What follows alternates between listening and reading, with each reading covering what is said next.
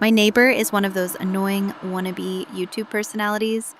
Over the years, I've seen him cough out cinnamon, lay flat on the hood of his car as it slowly creeps down the driveway, and douse himself in lukewarm water, all the while screaming, epic win, epic fail, or fuck, epic maintenance of the status quo for all I know. It can get tiring to watch him go about his shenanigans in the pursuit of viral fame. So when he knocked on my door the other day, told me he was going away for a few weeks, and asked that I get his mail, honestly, it was a relief. I can't explain the peace of mind I had knowing I didn't have to brace myself for any of his stupidity for a while. I was always afraid his stunts would wind up bleeding over into my life. Things were pretty normal for the first couple of days. He received a few bills, a bit of spam, and what I could only assume was a birthday card. Then, one evening, I got home to find a cardboard box waiting on his front porch. In big red letters was written, "Return to sender." I'm no small fry, but I admit I had trouble lifting the box on my own. It was really freaking heavy. Lugging it across the road to my house was even harder, and I quickly realized there was no way I was going to drag it up the stairs and through my front door. I decided I'd leave his package in my garage. It wasn't like I kept my car in there. The garage door was a piece of shit that refused to open without a good thug and a whack. It was less trouble just leaving the car in the driveway than it was to fight with the garage door every morning and night. In hindsight, I should have set the package down while I struggled to open the tricky door. But you know how it is when you've got a good grip on something. No point in setting it down if you don't have to. It was as I kicked the door for a third time that I lost my grip on the package and it fell to the ground. I heard a light crack inside. Shit, I cursed. I hoped it hadn't broken anything important, but figured I just wouldn't tell my neighbor about it and let him assume the break happened en route. Hands free, I finally managed to get the garage door unstuck, and boy did it screech in protest as it rolled up and over me. I dragged the box the rest of the way, setting it in the corner for whenever my neighbor would come back to claim it, and then I forgot all about it. Until a few days passed, that is. I'm not sure exactly how long it took for the smell to waft in from the crack under the garage to house door, but it came in slow progression. It was a sickly sweet odor, similar to a skunk, and for the first few days after I smelled it, I genuinely assumed that's exactly what it was. Roadkill that had left its mark on my house. It was only when I realized the scent was growing more intense instead of fading that I went looking for a source. That's when I opened the garage door, and that's when the odor knocked me back, holding my nose. The culprit wasn't hard to identify. The only change in my garage was the box in the corner. I remember thinking it must have been one of those meat of the month subscription boxes. The meat must have gone rancid from being left out of the fridge for so long. How much meat could have been in there for the box to have been so large and heavy? An entire freaking cow? I covered my nose as I approached the box, a pair of scissors in my hands.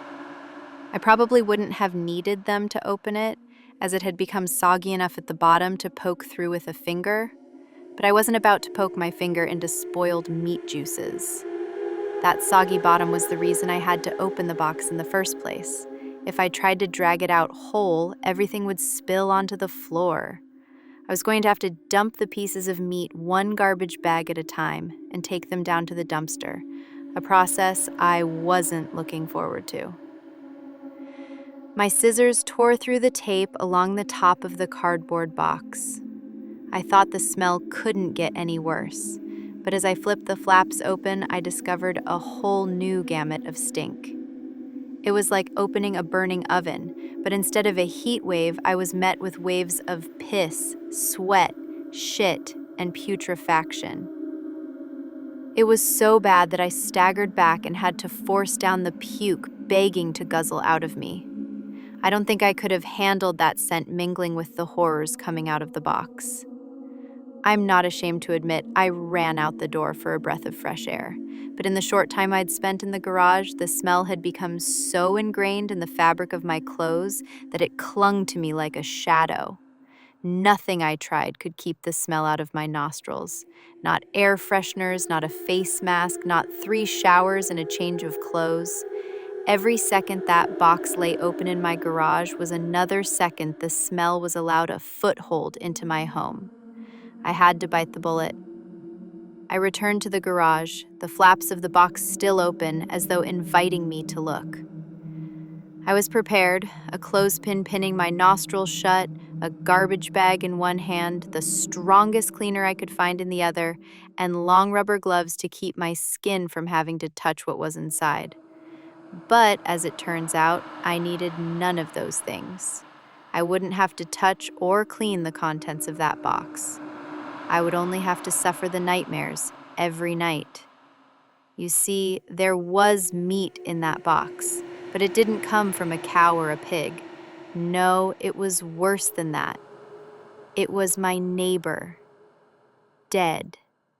Still in one piece, but dead. I called the cops, and naturally they took me in for interrogation. It's kind of hard not to suspect the man with a corpse in his garage, after all. Thankfully, they soon realized I wasn't involved. My DNA might have been all over that box. The smell might have left a mark throughout my house. But there was one piece of irrefutable evidence in my neighbor's own hands that proved my innocence: a vlogging camera.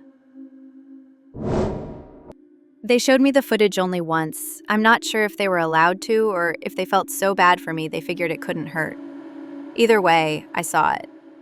My neighbor was sitting in the box outside of a shipping facility, laughing as he told the world how he was going to mail himself across state lines. He'd brought pee bottles, food, a pillow, and a few flashlights. His friend, a guy I'd seen at his place several times to help with his stunts, closed the lid and presumably dropped him off for shipment.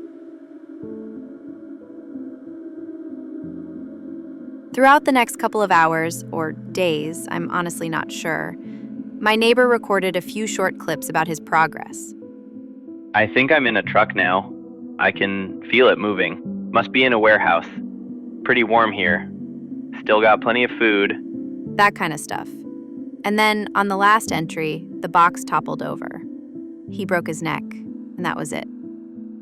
The camera recorded until either the memory card got too full or the battery died. There's one thing I didn't tell the police after they showed me the video. One thing I heard in the footage that will haunt me to the day I die. Just after the tumble that broke his neck, I heard the familiar screeching sound of my garage door.